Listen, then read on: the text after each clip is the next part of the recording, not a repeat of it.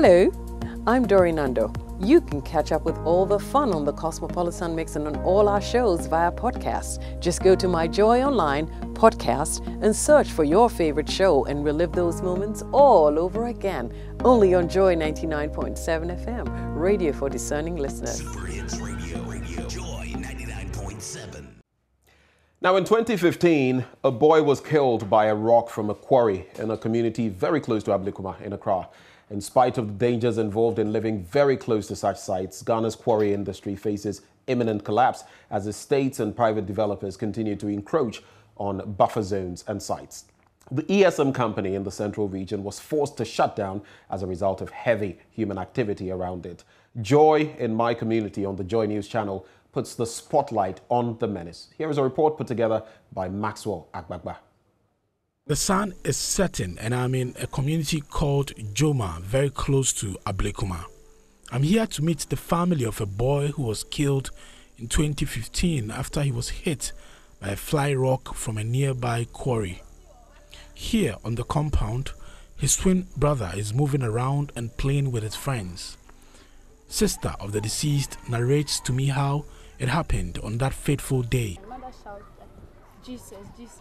And I said, what is that? And then when I go there and I see my mother with the child, my mother put the child on the floor and then she ran.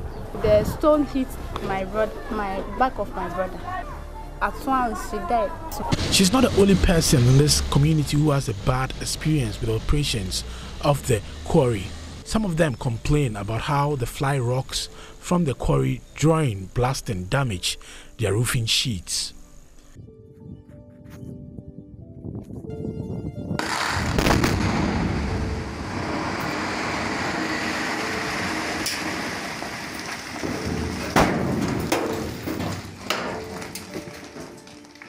Blasting is an important part of quarry. Here, big rocks are forced out of the belly of the earth through controlled explosion. When they are mined or extracted, they are then broken down into various usable components. The blasting can sometimes result in devastating consequences. Regulation 176 of the Minerals and Mining Regulations 2012 LI 2177 states that a manager of a quarry site shall ensure that for any explosion there is a 500-meter minimum safety distance between a blast and a person near the blast site. But one of the major challenges of Ghana's quarry industry is encroachment of its 500-meter buffer zones, with some persons even building in some of the concessions. Many years ago when work started on this quarry site, not many buildings were around here. Well, although some of the residents who have put up their structures illegally here, some of them in the buffer zone of the quarry, some of them also directly in the quarry concession, they say that the quarry site rather poses a threat to them. How long have you been living here? 7 years. Okay, 7 years. Okay. So when they are blasting there, we have to move away from our houses. We have to find some storage building and hide under. Rocks play an important role in the infrastructural development of every country.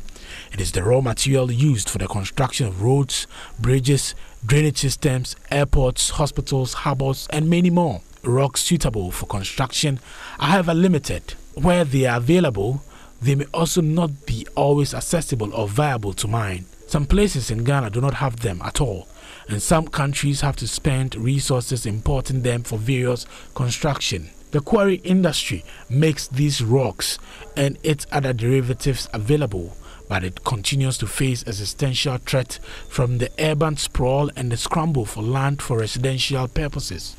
Today we are here to understand the operations of the quarries and also get a sense and understanding of how these people have encroached into the buffer zone, some of them putting their structures right up in the concessions.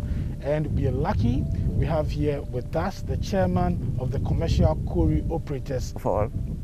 Without quarry aggregates, you will have difficulties in even getting shelter. Then when you come to the development of a country, where the infrastructure is the most important thing. Without quarry aggregates, you can't do most of the things. Wow. And so from just what I'm telling you, you can see that without quarry aggregates, any nation will be found wanting if you want to develop economically. The conversation will continue with Charles Mensah Onuma. He's the Director for Administration here at the Regime Manual Concrete Products Limited.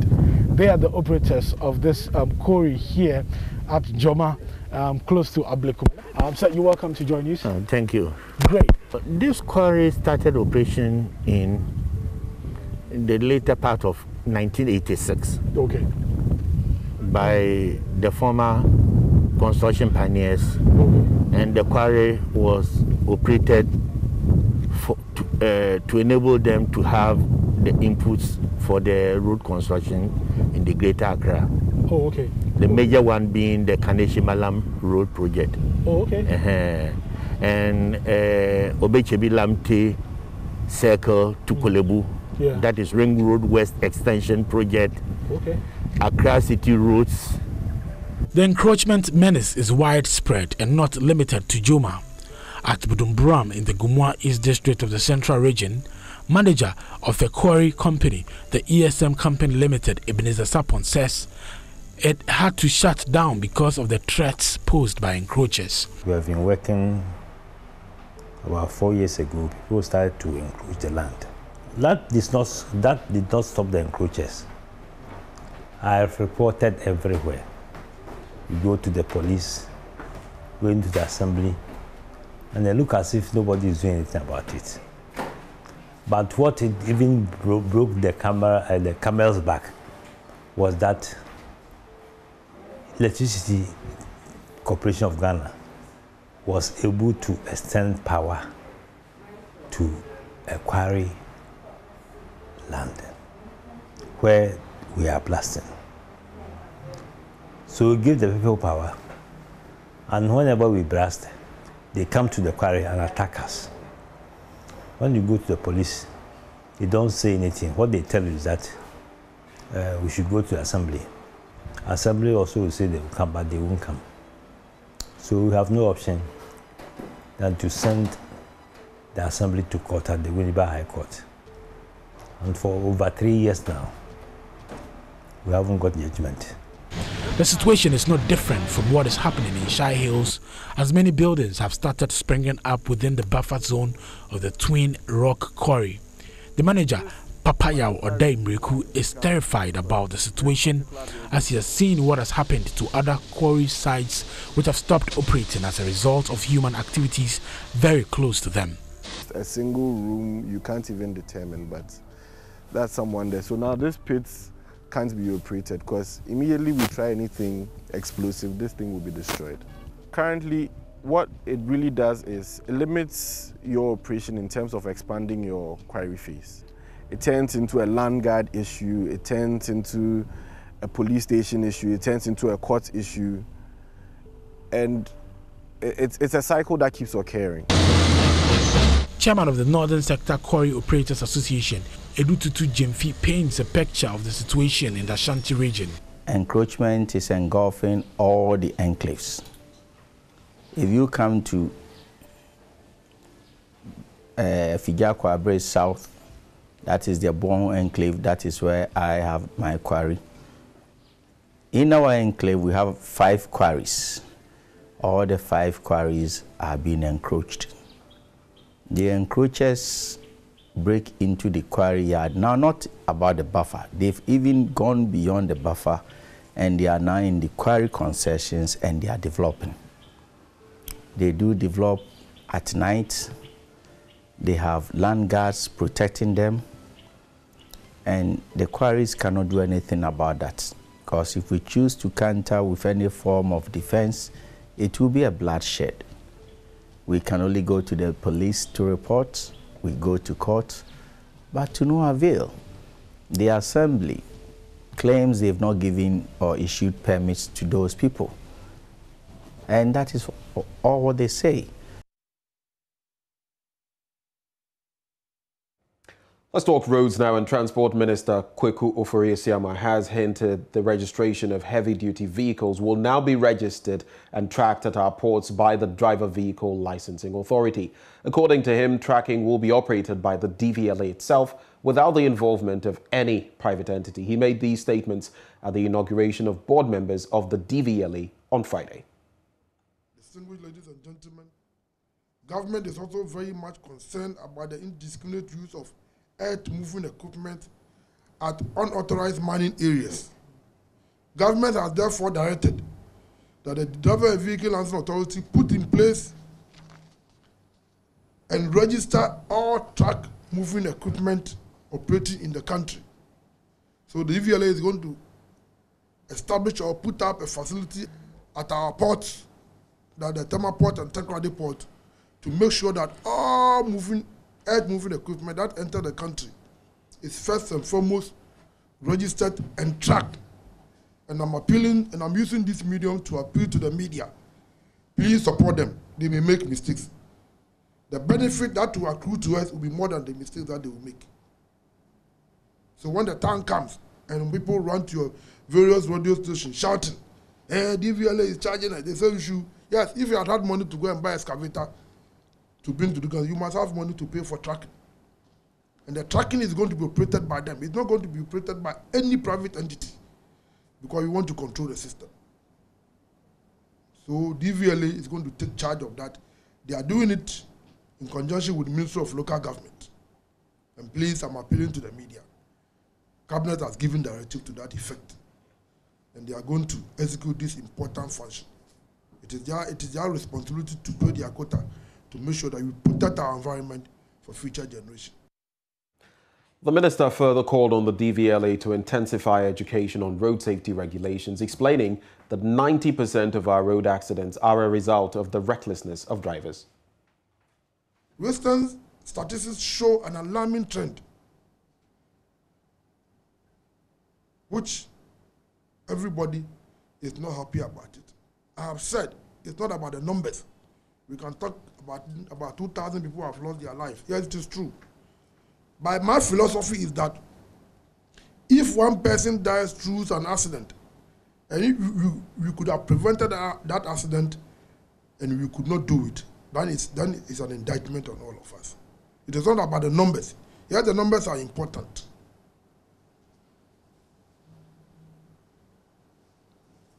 But some of these road crashes are as a result of indiscipline on our part of road users, on the part of drivers. The statistics show that about 90% of these accidents could have been prevented if drivers had been a little bit diligent. So National Road Safety, I know that since 2017, you have intensified your activities. You have intensified your campaign more than any other years.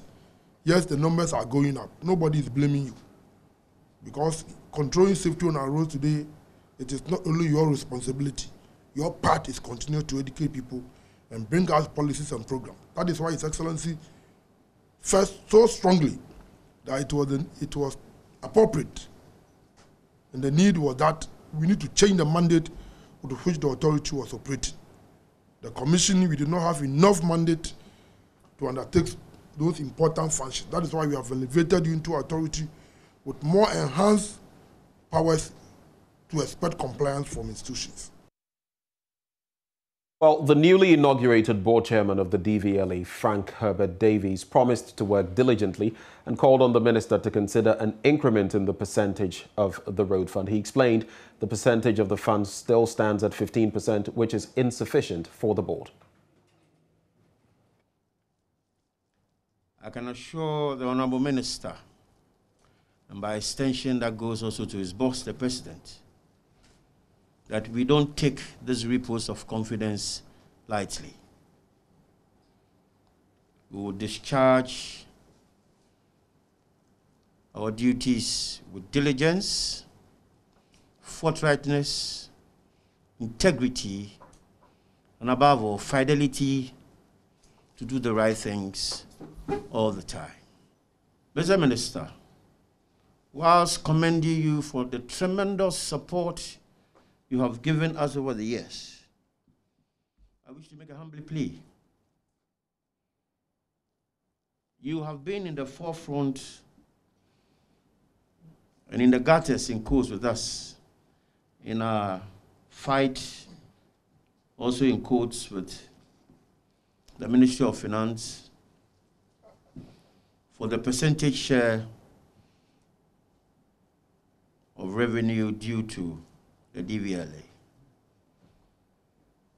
By His divine grace and favor, we now have 100% share of the Government of Ghana funds available to the DVLA.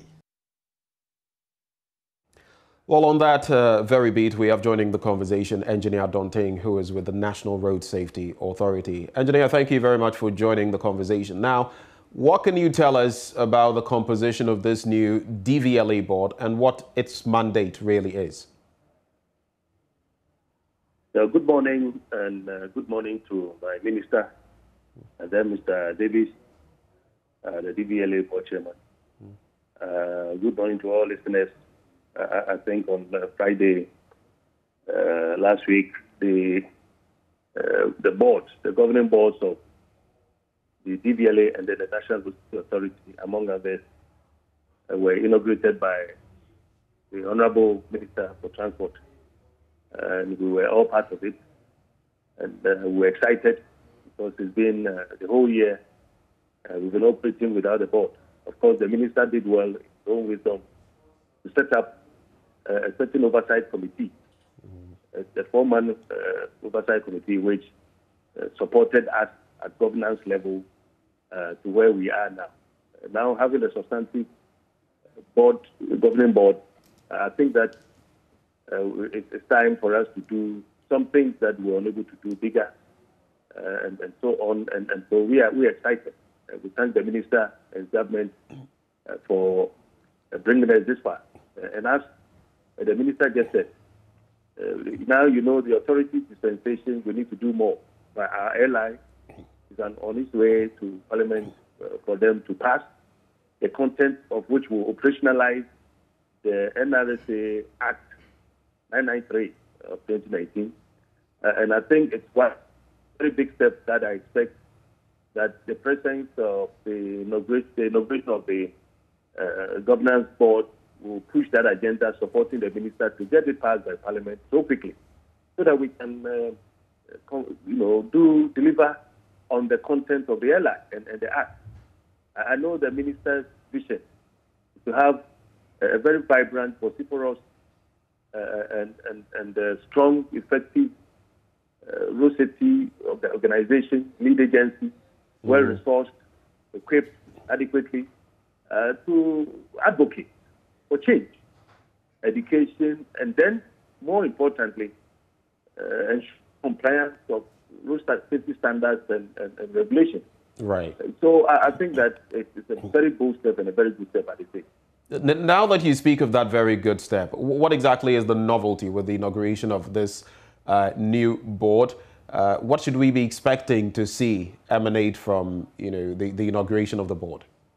I think that the number of the board has been cut down. Used to be about 20, indeed. Ghana, it happens to be one of the biggest in Ghana. Now dropped down to 13. And the good thing is that it's a mix of expertise. We have professionals who have been nominated and now inaugurated to lead the organization. We have people with media background, Dr. Siajiman, which you know, the representative of the GJA. We have the National Commission on National Media Commission. We have the Ghana Education Service coming from the Ministry of Education. We have also the National Insurance industry represented by Ghana Insurance Association, and we have the police. But Director General of MCPD also in there. And we have DVL also represented. We have the Attorney General also represented. So you could see that it's a pack of expertise, people with professional backgrounds of variety who have come to play. And so I think that what we need as an institution indeed is that collective or that expertise because it's a multidisciplinary program that we are running. We are running something in infrastructure, in education, regulations, laws, and all that. So I think that this time round we expect to see a bigger jump of institutional restructuring, and then also at the same time people who can advise the minister very well in terms of policy formulation and implementation. I forgot to add that we have the Minister of Road and Highways also represented. So if you have the DVLA, you have the police, and then you have the road infrastructure combined with insurance and the media represented on the board, then you know that the sky should be our limit. Okay. Final bit to you. It has to do with the road fund. This is just a bit swaying a bit away. We've heard, some forces in Parliament say that the cap should be taken off the road fund when it comes to road contracts. But now we also hear the DVLA end of the board also calling for, more resources from the road fund. How do you respond to that call, and what do you feel ought to be done? In fact, you know that the National Road Safety Authority is one of our traditional sources of funding is the Ghana Road Fund. So we are very much interested in what goes on around the Ghana Road Fund. We're also very much interested in DVLA. They are a sister agency where we're almost like friends, separated by just a line. And so we support the DVLA at all times, at all levels. We have been strong advocates and supporting DVLA in particular, pushing the agenda for retaining 100% of the GOG aspect of component of which government has accepted. And so we are happy because when DVLA gains, we have the portion of the finances to come and beef up our budget. The road fund also, indeed, is our biggest funding source. So when the revenue grows, automatically our budget also grows. And so we are so much helping the Minister of Roads and Highways in his agenda because he, is the custodian of the road fund money. And I think so far so good because he's been very, very, very supportive. And so whatever good thing that goes on around the road fund and then the DVLA, we get excited because we get more when they get more. So pardon my interjection, but the point is, do you feel that DVLA is justified in asking for more from the road fund? They are more than justified. Right. Yeah, because DVLA is delivery. You know that when it comes to the road and then the DVLA aspect, the component of road safety automatically grows, not even in finances.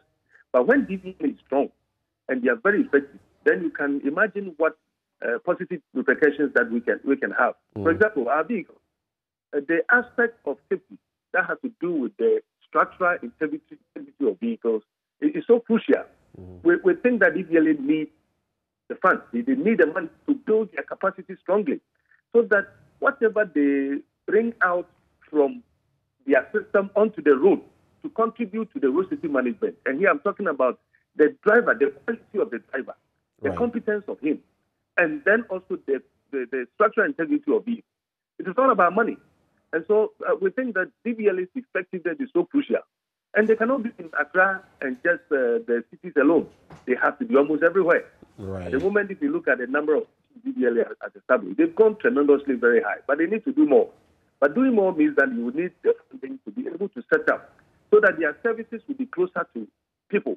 In order that it will be easier for people to go and do the roadworthiness, inspection of their vehicles, and even licensing of their vehicles, drivers, and so on. Right. And I am very happy that DVLA has not disappointed us at all. In the past years, in the past decade, we have seen a tremendous change in DVLA.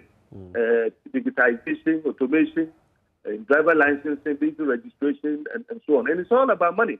And I think they have used the money judiciously in a manner that is inuring to the benefit of safety. And I want to see them do more now that government has accepted to give them the 100% of the GOG aspect. Engineer Adonting, thank you very much for your time. David Adonting is Director, Planning and Programs at the National Road Safety Authority. Now, experts have emphasized the need to revisit the conversation around comprehensive sexuality education as a measure to reduce gender-based violence and teenage pregnancy. The call comes on the back of increasing cases of girls returning to school pregnant.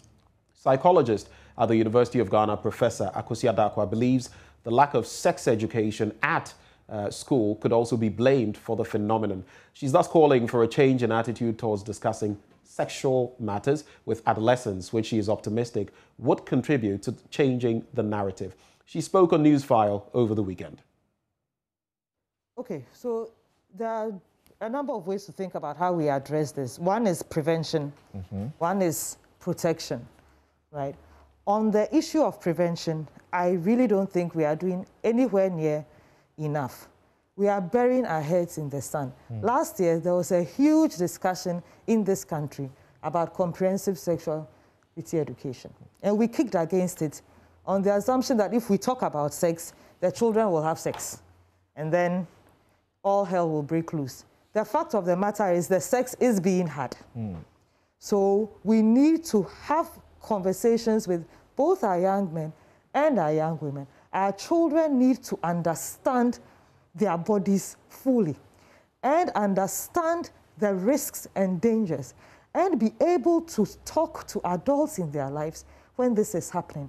If teachers have a comfortable environment that they set up in the classroom, a child can come up to you and say, if my father says this, what does it mean? And you can respond in a non-judgmental manner so that the child feels comfortable. We cannot continue in an environment where if you ask a question about sex, you're a bad person. I am an adult, I'm a parent. This is not a conversation that is necessarily easy to have, but it is one that we need to have. If you are asked, you have to answer the question. You cannot skirt it. You cannot beat about the bush. We need to be having these conversations in our homes, in our schools, in our religious institutions, on radio. Our children need to be educated. They need to know their rights. They need to know and understand their bodies. They need to know and understand where they can go for support if they need the support. So that's what I would say on the prevention. So that's the prevention side. And I hope this will not just be something that gets said here and that's it, but that those of you in the media houses, those of us who have the power to revisit this conversation, we need to come back to it. Our children need education about sexuality. Avoiding it doesn't help our situation. Well, tied to that, Director of DOVSU, Chief Superintendent Owusu Acheme, says medical officers must report cases of defilement to the police to enable victims to get redress and perpetrators get prosecuted. She also spoke on Newsfile. Report under the law, the health provider is mandated by the law to report. So anytime a victim of defilement or sexual assault walks to the health service provider, he or she, whoever attends to her, must report to the police. So if the health providers were reporting to us, then it will show, it will get a true reflection of the actual statistics on the ground, at least for those who report to the providers. So we encourage our various health providers. I mean, if you look at Section 6, filing of under the Domestic Violence Act, Section 6, filing of complaints with police. We have different people who can report to the police when they suspect any form of domestic violence and all that. And so health providers are mandated under the law to report to the police on any case of domestic violence, and sexual assault obviously is under the domestic violence. So we encourage service providers, doctors, nurses, health facilities that these children visit, they should kindly report to us. It's just a matter of just getting the contact person of either the DOVSU officer there or the district officer or the divisional commander or the chief inspector at the district and calling the person. You don't need to move. You don't need to go to the police station. Just call the person and say, you know what, we have this case that has been reported. A child 14 years is pregnant. She is at our facility. Then we will come there and then start the process with you. So people don't have to worry that they have to go to the police to do that report. Well, from there, let's talk about the price hikes as far as food prices are concerned. What is the reality? Well, my colleague Israel Lai was at the Malata market earlier today. You buy pepper? Yeah, pepper. If I shop, and also one is saying. Hey, let me pay 2 cities. Be my decade to be a minya. Obama me buana me show. Well, she wants to buy a lot less than she would usually heap into her can. So.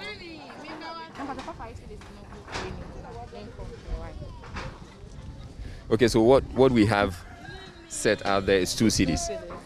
And I wanted to gather the 5 cities for me to compare the 2 cities and the 5 cities. All right.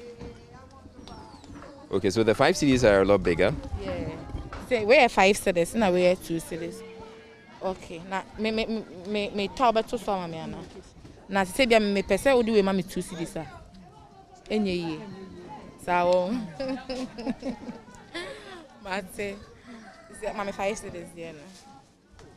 Okay, so this is the way you shop at the market. Typically when you come, it's a market that you can ask for a reduction in prices, and then you can also ask that they give you a bonus on top of it. So that's exactly what she's doing, trying to bargain so that we get a 4 no ye 1 CD. Hey, is it more 50 pesos BM? They bought 2 cities, class. Ade. Say so no, taffin so no top. And so no dia. Where the enamuncio, so na di ejuma. So bo so to nyama na yefu. So to dia nyama na ani na udua wo. So she's explaining that the prices of the foodstuffs are expensive for these ones. For the garden eggs and the okra, it's expensive because it's not raining. It is now raining. So once the rain setting and they've harvested their crops, then the prices will go down. Fine. She can you want calculating.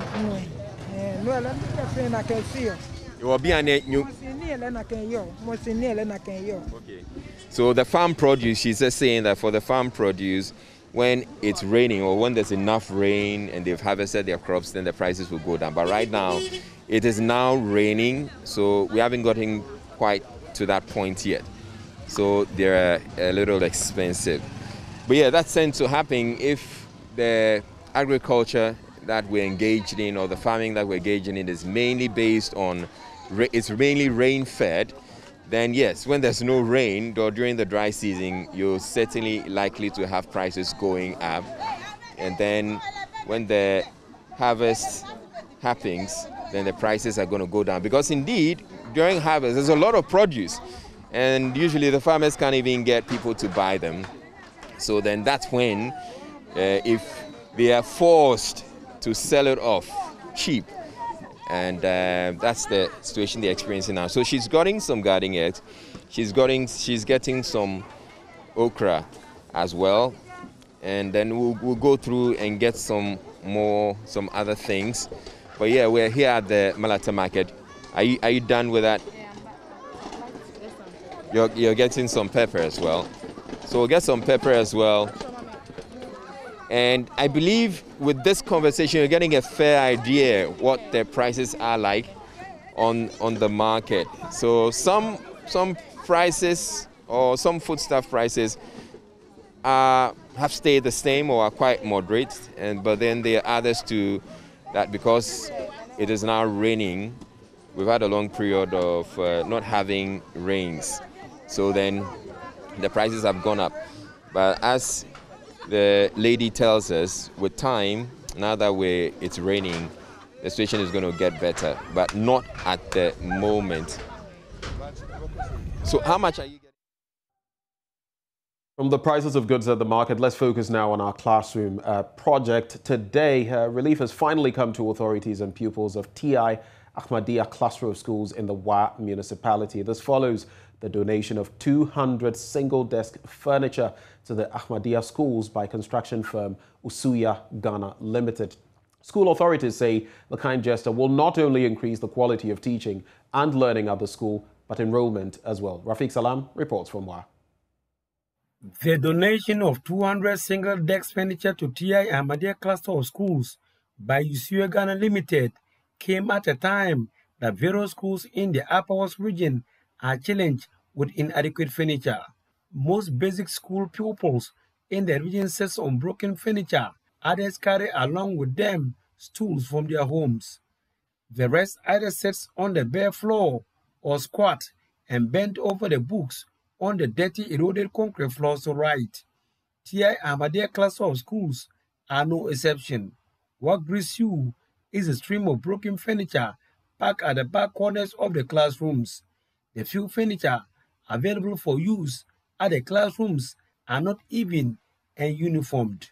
Concerned about the furniture deficit at the school, the old students of the school few months ago donated tens of dual decks to the school. Managing Director of road construction firm UCA Ghana Limited, Alhaji Yusuf Yakubu, buoyed by the motivation of the old boys, came to the rescue of not only the foundation tier Ahmadiyya Primary School Block A, but the other streams as well. Donating the 40,000 cedi worth 200 single desk furniture to the school, representative of UCA Ghana Limited, Alhaji Sufyan Yakubu, noted that education is the cornerstone to alleviating the poverty quagmire the people are wallowing in, hence the need to focus and support it to remove all impediments on its way. Representative of the One Municipal Office of the Ghana Education Service and the manager of the Ahmadiyya Education Unit were grateful to UCA Ghana Limited for the kind gesture. We, the education managers, we're always happy when we see things like this. Because it's not surprising. You go around town, Wa municipal, you see people lying on the bare floor while writing. So if you have somebody who sees this, I'm so happy with it, I want to do away with it, they will have to say thank you very much to UCA Ghana. The old boys are struggling actually to help this particular cluster of schools. They are doing their bit, but with the UCA Ghana giving us this 200 furniture, to go a long way to help this school to raise the standards that the country needed. Though the furniture is yet to be utilized by the cluster of schools, headmaster of TI Ahmadiyya Primary School A, Mohammed Akib, is already talking about the benefit the schools will derive from the donation. These desks are going to help us, tremendously. Initially, we used to have people coming here with their walls. You don't have any furniture. Where is my ward going to sit? So enrollment is kind of derailing. But with the gesture we are receiving at the moment, we believe that a lot of parents will bring their wards because they'll be assured that when they bring the children, they'll have places to sit and learn comfortably. Whilst jumping and jubilating over the inadequate furniture challenge being solved, the pupils are not oblivious of other challenges they will want to be fixed. Our teachers are not having textbooks to teach us in the school. In the classroom, when rain is falling, the rain always passes through the chains and fall in the class. The students cannot learn while it is raining. And the walls are also cracked, and the floors are also cracked. We want them to come and renovate them. Reporting for JoyNews, Rafiq Salam. Wow. Well, the campaign to support such underprivileged schools across the country is still on. In case you have not made your contribution yet, you can do that through the MTN Momo number 059 303 8832. I'll repeat that number, 0593 038 832. The name on the number is Joy FM. You can also send your donation to the Access Bank account number 00901010549191. It's the Castle Road branch. The SWIFT code is ABNGGHAC. You may also reach out to us at our front desk for further inquiries by calling the number 0302 216 540. 0302 216 540. The Classroom Project, promoting social justice through philanthropy. Thank you in advance for being a part of this. You're still live on Joy News Desk. We take a break and return with business.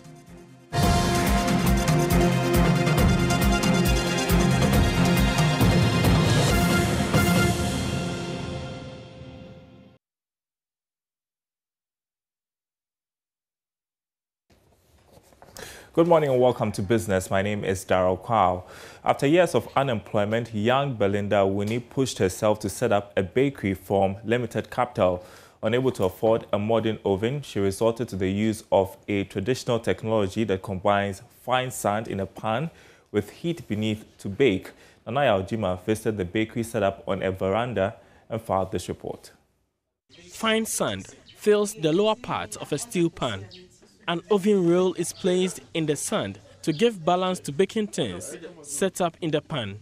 A lid covers the pan and napkins are used to cover all openings of the lid, making it airtight. Under heat, baking takes place in this improvised oven. Belinda Awuni explains the process. When I went out and then take the sand, I have to sit down and remove all the dirt inside the sand before I would put it inside a pan or a pot. Let's take oven for instance, because when you put your cakes inside or your pastries inside, there is no hole that air can pass through. So I have to make sure that I will cover all the lid with a napkin so that the heat can, help to bake it faster for me. With this technology, the startup baker has been in business for 4 months. Belinda sometimes resorts to friends in the business to make use of their ovens when she has bigger orders. The idea of an improvised oven was hatched after a conversation with her mother. One day when I closed from work, I was lying down there and I don't know what to do. I don't have oven, so what should I do? If someone called me to give me order, I give to someone. He said no. My mom said this and that, and then I tried, and it worked. Though baking has been an interest of Belinda, it took the SOS Children Village Ghana's project, implemented through No Business as Usual, to get her the training needed to go professional. To aid the business, Belinda has received an oven to complement the improvised sand oven for the business. Project coordinator Roberta Aite explains the impact of the program on developing young entrepreneurs. For those who are interested in starting their own businesses, we realize that most of them did not have the skills they need to actually start the businesses they wanted. So somebody has a lot of interest in fashion and design or makeup, but the person doesn't have the skill needed. So that is where the component of hard skills training came in. And so to that effect, we had about 230 youths that we supported on the hard skills training. So we've helped about 150 of them to register their businesses. We also help them with standard board authorization issues, as well as food and drugs authorization issues. For Joy News, Nanaya Ojima, Kumasi. We'll still stay in the Ashanti region because traders occupying a section of the Kumasi Central Market have voluntarily removed their wares from their shops after an initial resistance. Construction firm contractor working on the KEJETIA redevelopment projects requested the portion for construction of a drainage system, but the traders claim the city authorities had not given them space for their relocation. There's more in this report. Ahead of the demolition exercise, stakeholders inspected shops to check if traders are still keeping their goods there. Most merchandise had been removed as some carried out last-minute search for any valuable left behind. This trader calls on city authorities to help. According to her, she is sending her goods home. They said, "Mimi too, I'm the Niama ko ye la su de nyina obi ade nem tie e wo mu. Akogu fie. Nti wo mada wo ma ye sre wo mu. E be ko bro nyam yi ye ntimi nya sika bia amfa hwe ye ne ye mantie pa wo mu che we de chew pa." The KMA says traders are being relocated to the Efia-Kobi and racecourse markets. Efia Kunedu speaks for the assembly. We are taking them basically to racecourse and Avinci. Yes, that's where they are taking them to. If you were, as at yesterday, most of the headship or the queens were at racecourse markets, and they were shown where they were going to ply their trade.